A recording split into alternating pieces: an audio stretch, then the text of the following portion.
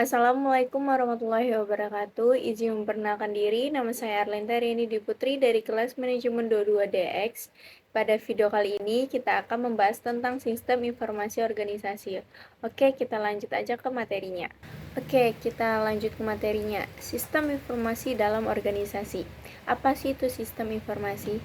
Sistem informasi adalah kumpulan komponen yang bekerja bersama untuk mengumpulkan, memproses, menyimpan, dan menyebarkan informasi.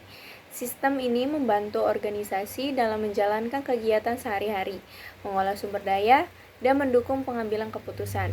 Sedangkan sistem informasi dalam organisasi menurut Raymond, yaitu sistem informasi manajemen adalah sistem berbasis komputer yang menyediakan informasi bagi beberapa pengguna dengan kebutuhan yang sama. Informasi tersebut mendukung operasional organisasi serta pengambilan keputusan. Pasti kalian bertanya-tanya kan, apa aja sih komponen-komponen pendukung operasional dari sistem informasi organisasi? Yang pertama ada perangkat keras yang biasa kita sebut dengan hardware, yaitu bagian fisik dari sistem informasi yang mencakup semua peralatan elektronik yang digunakan untuk memproses data di dalam organisasi. Perangkat mencakup komputer, server, perangkat jaringan, dan perangkat penyimpan data. Semua ini diperlukan untuk mendukung proses pengumpulan, pemrosesan, dan penyimpanan informasi. Selanjutnya ada perangkat lunak atau software. Software adalah program dan aplikasi yang menjalankan perintah pada perangkat keras untuk memproses data menjadi informasi yang berguna. Perangkat lunak dapat mencakup aplikasi khusus seperti Enterprise Resource Planning, sistem keuangan atau sistem pemanggilan, atau aplikasi CRM atau Customer Relationship Management. Selanjutnya ada data. Data adalah komponen vital dalam sistem informasi karena berfungsi sebagai bahan baku yang diperoleh oleh perangkat keras dan perangkat lunak untuk menghasilkan informasi. Data mencakup segala sesuatu yang diinput, diproses, disimpan, dan diambil kembali oleh organisasi untuk mendukung operasional dan pengambilan keputusan. Dapat berupa data transaksi, informasi, karyawan, data pelanggan, dan sebagainya.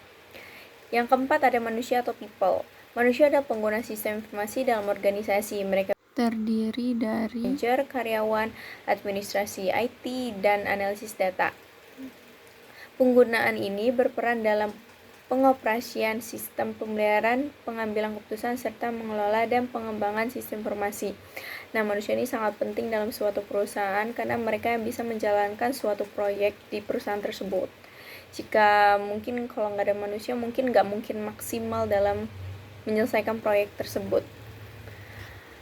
Lalu yang kelima ada prosedur atau procedures. Prosedur adalah aturan, kebijakan, dan instruksi yang mengatur bagaimana sistem informasi digunakan. Prosedur ini dapat membantu memastikan bahwa sistem informasi berjalan dengan benar dan aman, serta membantu dalam pemeliharaan data yang berkualitas dan pengelolaan yang efisien. Prosedur ini bisa meliputi proses input data, akses data, serta prosedur keamanan informasi lainnya. Lalu yang terakhir ada jaringan atau networks. Jaringan ada infrastruktur yang menghubungkan berbagai bagian dari organisasi melalui sistem informasi. Jaringan memungkinkan data dan informasi dipertukaran di antara pengguna, departemen, dan bahkan lokasi yang berbeda dalam organisasi dalam konteks globalisasi. Jaringan juga memungkinkan organisasi untuk terhubung dengan mitra, pelanggan, dan pemasok di seluruh dunia. Nah, kalau jaringan ini kayaknya sangat penting juga karena kalau nggak ada jaringan kita nggak bisa interaksi secara online, harus bertemu gitu kan, kurang efisien. Jadi sekarang dengan adanya teknologi kita harus memerlukan jaringan atau networks.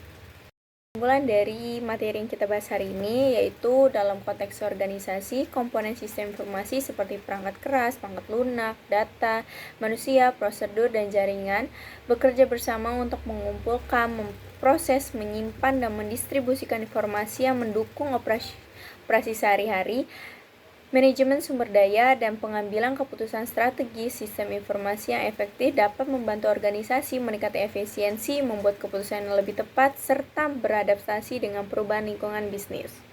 Oke, sekian saja presentasi dari saya. Maaf jika ada salah kata. See you the next video. Bye-bye.